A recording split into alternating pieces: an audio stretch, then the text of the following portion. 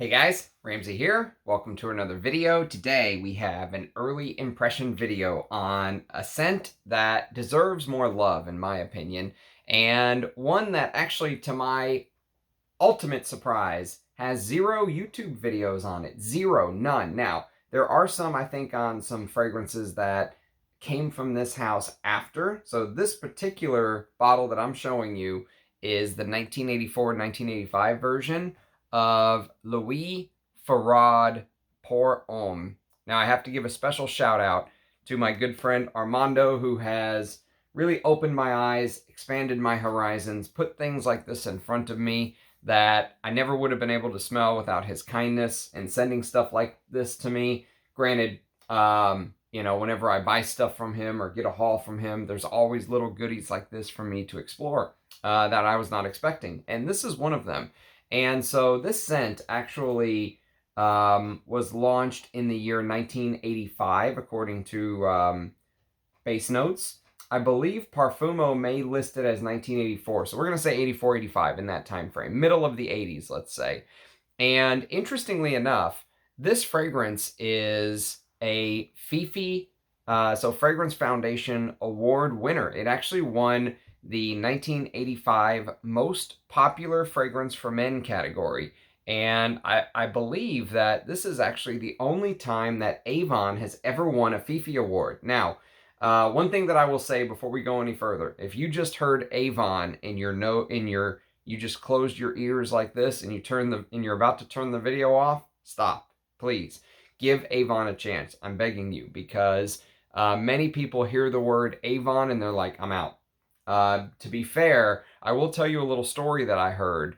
And the story is from a famous perfumer who, I would consider one of the greatest American perfumers of all time. He actually has done briefs for different, fragrance houses, and he's been in the game for a long time. And the rumor has it that he actually did a Avon fragrance once and was shocked by how much money Avon spent on the formulation. He said, as far as dollars go in putting it into the fragrance itself, that Avon in this particular fragrance sometimes spent something like 4 to 5 times what some of the big houses spend on materials for this particular fragrance. And he was shocked that it's an Avon fragrance. So don't think Avon means cheap. It's seen as a cheaper brand from the Avon catalog, and that sort of thinking of Avon being down market is something they were never able to get away from. But Avon has some fantastic fragrances. We're going to talk a little bit about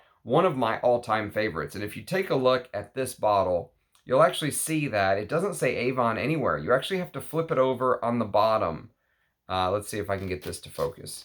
So you actually have to flip it over on the bottom for it to say Avon right there. Come on. Come on, phone. Maybe because it was upside down. Let's try it now. Aha, there we go. So you can see the Avon right there on the bottom, the cologne at the top, and that's the only place that it says Avon anywhere.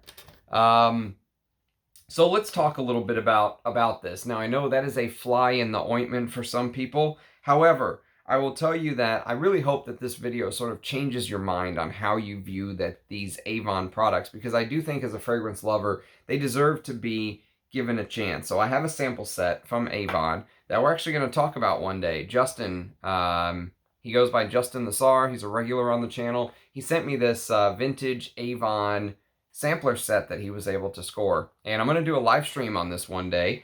And there's things like Wild Country in here. There's things like Oland, which is actually probably one of the Avon fragrances that I've smelled that can actually compete with Feraud Pour Homme for my favorite Avon scent so far. There's another Avon fragrance from the early 80s called Black Suede that I would like to smell. I've never smelled that one. There's a fragrance called, there's nothing in that one. There's Deep Woods. And then there's Tai Winds. And then finally there's Clint. And Clint's really good masculine scent. And one of my favorite Avon fragrances that was very kindly sent to me by somebody who sort of knows my taste This is called Sterling Six. And I believe Armando actually sent me this, if memory serves.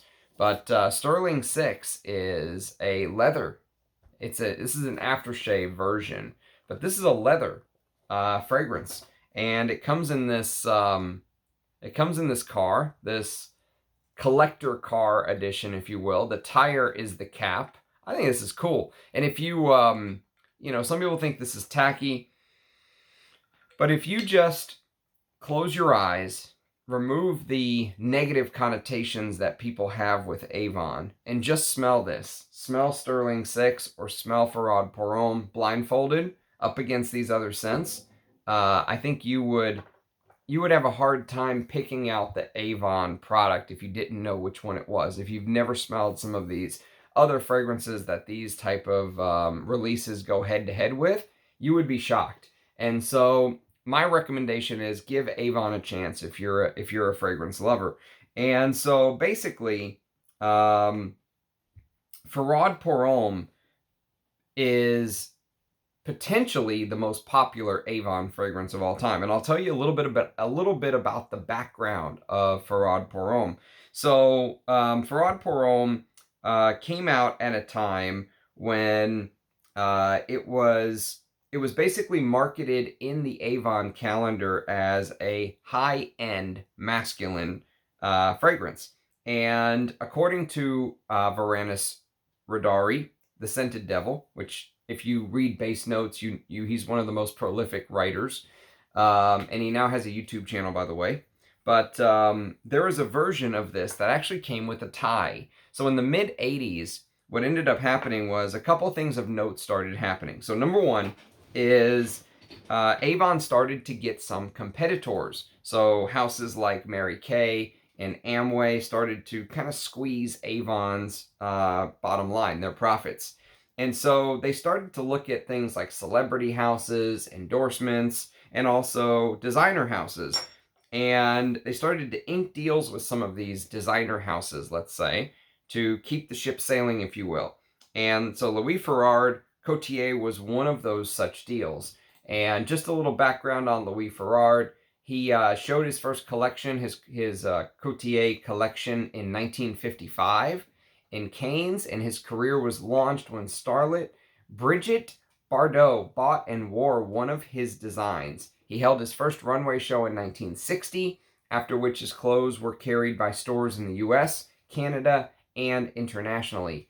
In Paris, his boutique sold both his Coutier and the Pret-a-Porter creations. In 1960s, Feraud was known for strikingly graphic mod dresses and suits.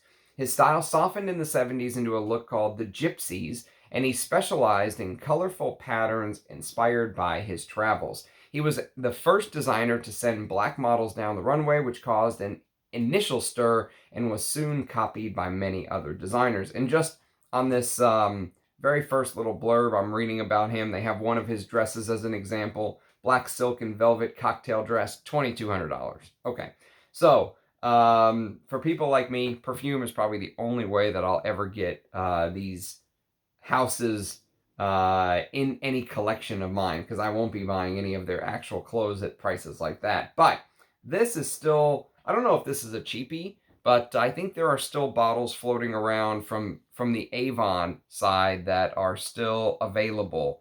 But basically what ended up happening, to jump ahead a little bit, is they discontinued this. The house broke away from Avon and ended up releasing its own scents, this being one of them, re-released, only to the European market. So those are a little bit rarer to find. I think these Avon bottles can still be had at a very reasonable price.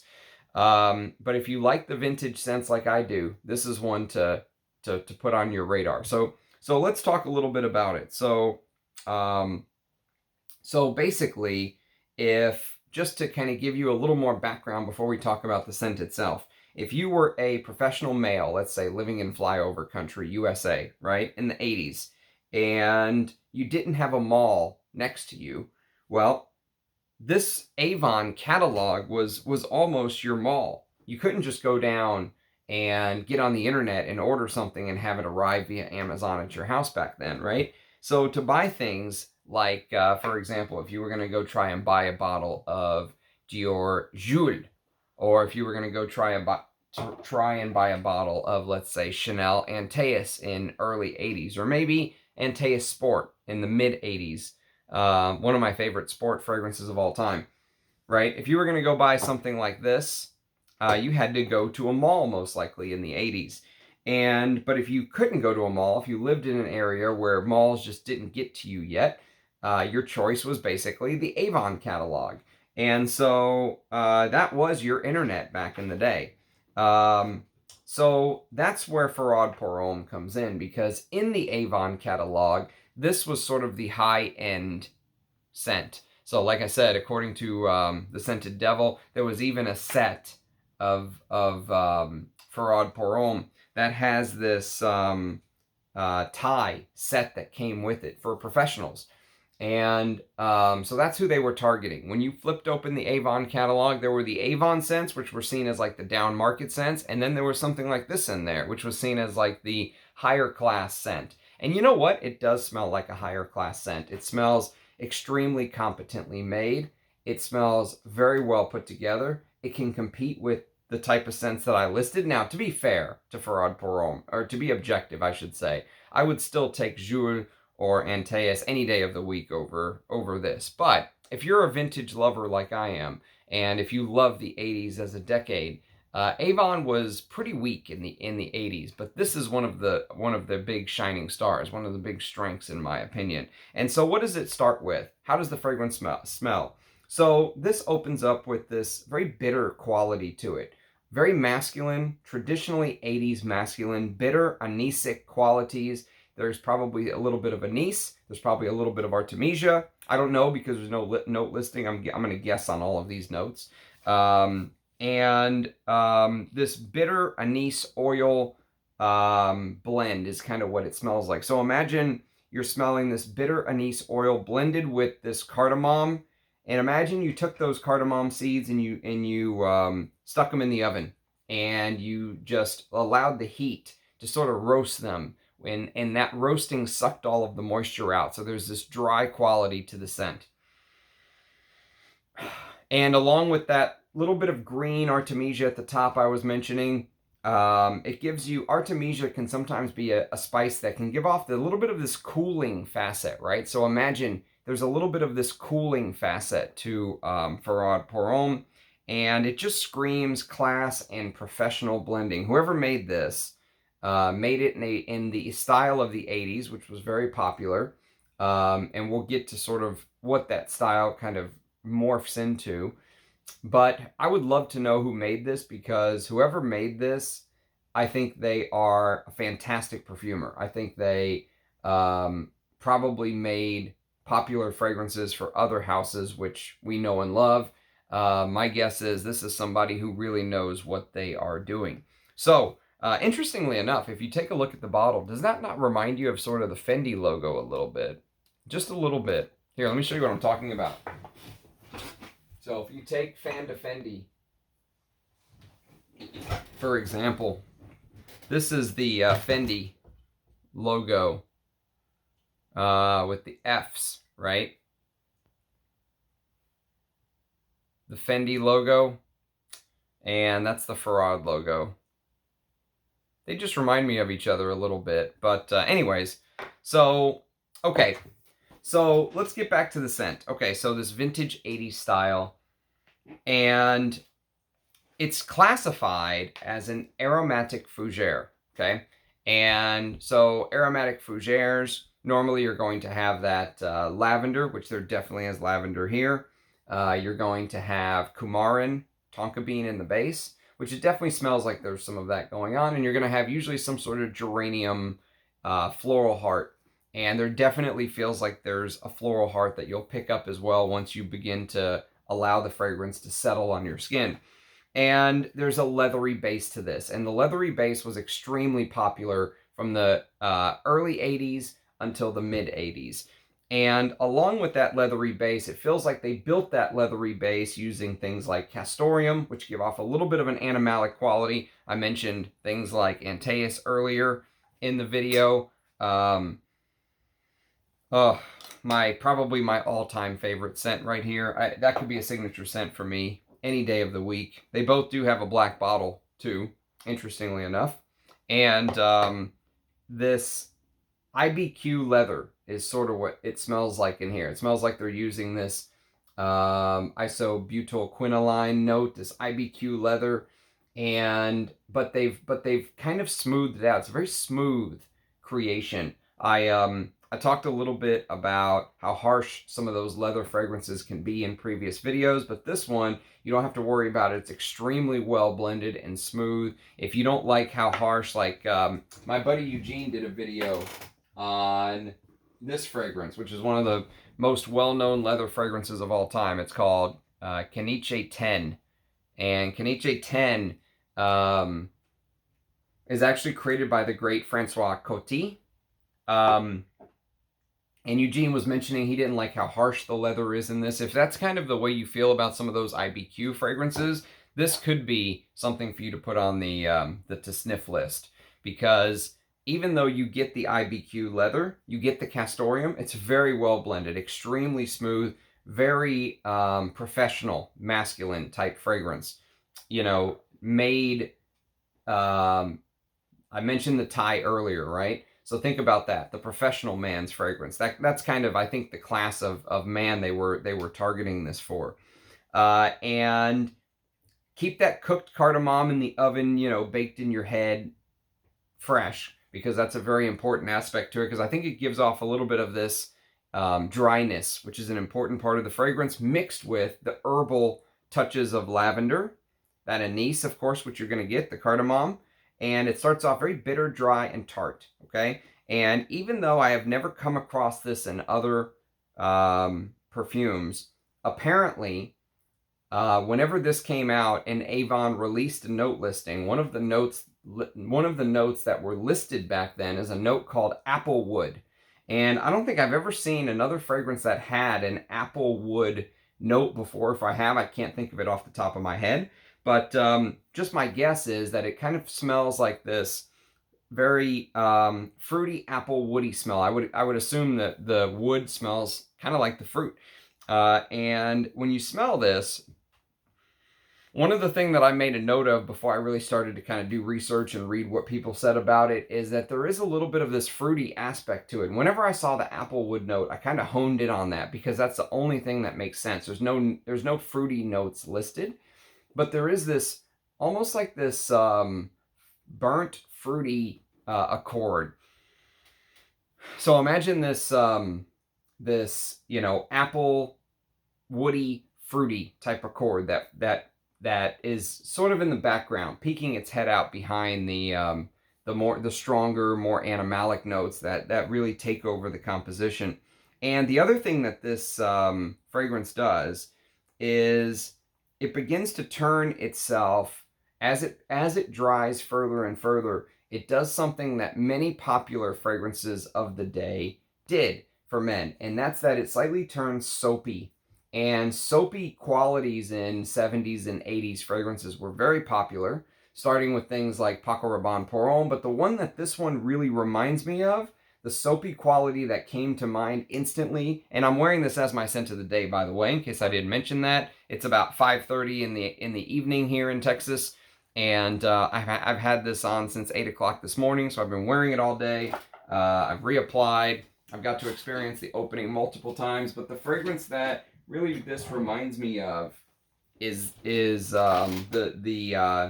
soapiness is this. This is Oscar de la Renta's Pour Louis. If you guys have smelled this before, you'll kind of have an idea of Feraud Pour Homme. Imagine you tried to take some of the leathery castoreum elements from something like this, and you tried to take some of these soapier, you know, floral aspects, because there are some floral touches in this as well. There's some soapy touches in this as well. And so imagine you kind of used that as a blueprint and created this with this fruity applewood-like note, this anise, bitter, tart, citrusy. And that's the part that you're going to get in the very beginning as well. So there's this almost carnation-like citrusy. If you are familiar with the way that the carnation and the lemon kind of interplay with each other in previous masculine releases from the past, you'll get an idea. It's the citrus notes are very prominent. They last for a while into the dry down. I wouldn't call this a citrus aromatic, but you know, if someone did call it that, I would completely understand why, because the citrus notes definitely last into the dry down. And so you're going to get lemon, you're going to get bergamot, you're going to get this old school carnation accord. And that old school carnation accord comes across as being very spicy and green, and that greenness complements the artemisia at the top. So it feels like there's artemisia, there's this green touch, and the greenness of the carnation, which is a very masculine note. You found a lot of carnation used in the 70s and 80s, 60s, 70s, 80s in masculine perfumery. Even into the early 90s, but then when the aquatic wave came on in the mid 90s, it kind of, the carnation trend really started to die off for men's perfume, but I wish it would come back. It's one of my favorite florals that I wish they used again, and you get it here, and it's mixed with the citruses in a way that I think is absolutely gorgeous. And as it dries down, you're basically going to get more and more of this patchouli, the heavier bits of the fragrance, sort of, they don't completely overpower things, but they take front stage. So in the back, behind the main players, you're going to have the fruitier element that I mentioned earlier, that applewood over here, and you're going to have the soapier element that I mentioned earlier as well when I was talking about Oscar de la Renta Pour Louis over here. So in the background, you've got the fruity element from the applewood, you've got the soapier element, maybe the geranium. Sometimes geranium can give off this soapy-like quality, and since this is a fougere construction, my guess is there's probably copious amounts of geranium in here. Maybe even some rose, but sometimes geranium can mimic rose, so it could just be the geranium that's giving off that rosy-like smell, that floral-like smell. You will get some of that, but really the front players as it continues to dry are going to be this patchouli, this oak moss, and speaking of copious amounts, there's a good dose of oak moss in here as well, and castoreum. And that castoreum is used to sort of build the leather accord, but it's not my favorite castoreum accord, because I like my castoreum to be blunt and animalic and in your face and challenging. And this is a very almost reserved castoreum note. It's almost like, you know, it's there. It's almost like it's an 80s fragrance, so we have to use castoreum kind of thing. But it's very well rounded. There's very few sharp edges here. Everything is well-rounded, and sort of, I think it's really meant for that professional setting. If you love heavy oak moss fragrances, this is definitely something to give a try to. Put it on your to sniff list. It doesn't seem like they cut many corners here. Doesn't seem like they rushed this. Like I said, it was a Fifi Award winner. So let's talk about sort of the pros and cons. Number one pro for me is this is a fragrance dead smack in the middle of the 80s. My favorite decade that no one talks about. In fact, until Armando sent me this, I had heard of it. He asked me if I heard of it. I said yes, but I've never smelled it. But my knowledge of it was obviously very, you know, thin, because I had to look all this stuff up. I wasn't very familiar with it, and I had never smelled it before. So that's number one pro, is this is a sort of a little bit of a hidden gem. Very few people talk about this fragrance. That's the second pro for me, because there are 0 YouTube videos on this. And so when it comes time to try to find, you know, some of the fragrances that I have purchased recently, one thing that I've noticed will happen, and it's sad because we were talking a little bit about this between just some friends, some vintage fragrance lovers, and we were talking about how, for example, I purchased this very recently, and I talked about it on the channel, Perac pour Homme, and I got this on eBay for $70. The same person that's selling this for $70 after I bought it and talked about it on the channel has doubled the price. And you know, it's sad to see because finding these, I found so many gems at cheap prices while no one was talking about. I found that Crizia Teatro alla Scala last year for like 30 bucks. I wish I'd have bought all the bottles they had at $30. Now they've got them triple that price. And so it's tough to find fragrances that fall into the mold of things that we love as vintage fragrance lovers, right? That aren't being hyped by the fragrance community, where the scalpers are not charging you crazy money and you can get a good deal and test it out and try it and wear it. And, you know, that's the way to build a collection. You're not going to build a very good collection at $200, $300, $400, $500, $600, $700, $800 a bottle. You're just not. Your collection has to be built through the $20 and $30, $40 bottles. And there are still vintages out there that you can do that with, but you have to hunt and you have to go off the beaten path. This is a off the beaten path fragrance, but it's right in that timeline and it's right in that DNA of stuff that I enjoy wearing. So, would I wear this? Absolutely. Would I buy a bigger bottle of this? That's a tougher question, because I am in a situation where I really want to wear and enjoy what I have. And I think there are other things that I would go for first.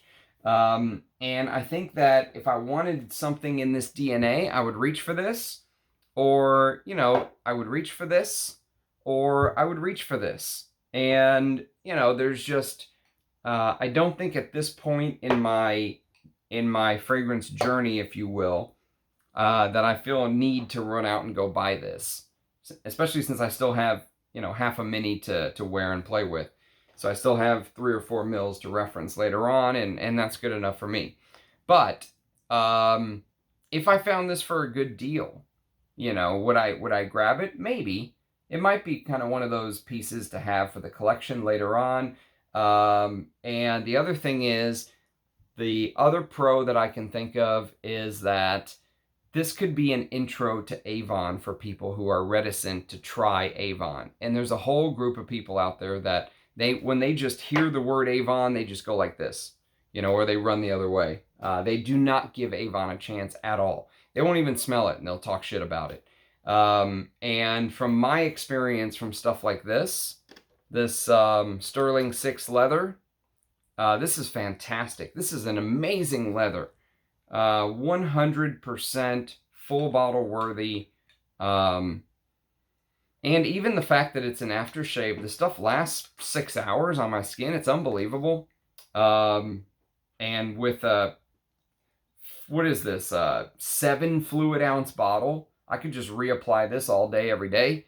And so these sort of fragrances might be an intro to Avon for people who are otherwise very reticent to try the brand. And I think Avon has a lot to offer. Like I said, I'm very interested in doing this live stream, this Avon live stream very soon, because I want to talk about some of these. Like this Oland is an amazing tobacco. So I want to talk about some of these on the channel and try to give it some more exposure. And maybe that's a wall that I'll just bang my head against and no one will, you know, no one will follow, but I'll pick up the Avon flag and carry it. And, you know, if it introduces even a couple people to the brand, I'll be happy.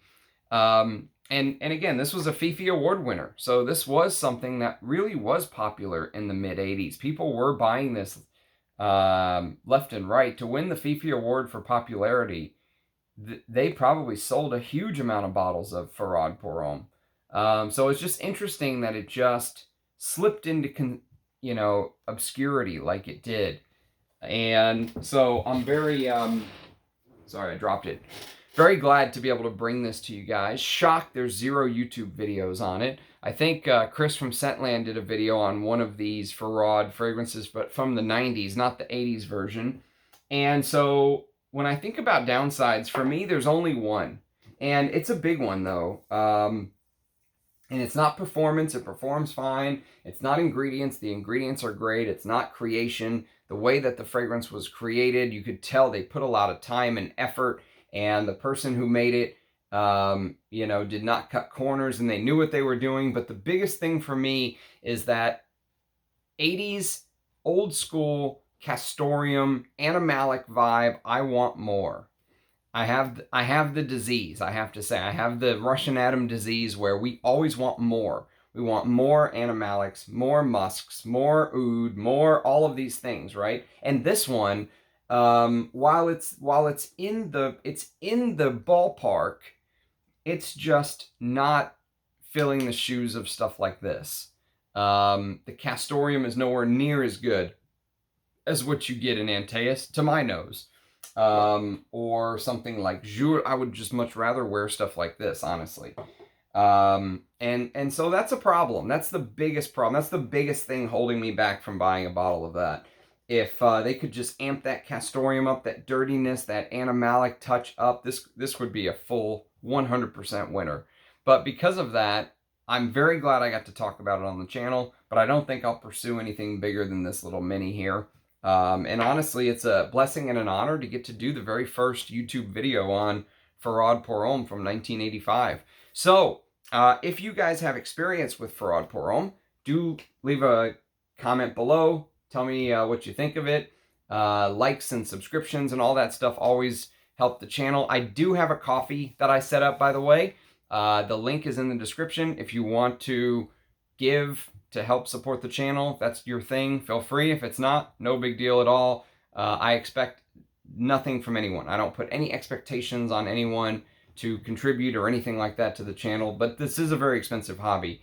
So, you know, it's kind of one of those things. Any money that you do give me, though, just understand it is going back into the collection, most likely. So I have more things that I can talk about on the channel and stuff like that. But I have thousands of things I could talk about on the channel. Even if I bought nothing from this moment on, we would probably have 5 years of content that I could do, seriously. So, so yes, that's that. I hope you guys appreciated the video. Thanks for your support, everybody. Love doing these, even though they don't get the reviews of, or even though they don't get the views of the lists and stuff like that. I love doing these individual reviews because I really feel like it's a lost art, and I feel like I feel like I'm really doing a like I'm doing something that's my calling. I really feel like I'm doing something that is worthy for the fragrance community. Like I'm giving something back. And these type of videos are important. They're not going to get the views of the lists or anything like that, but I think it's very important to continue to do these reviews of individual fragrances, especially from the past like this, where my heart is. So, thanks everybody. Cheers, guys, and I'll catch you next time. Bye-bye.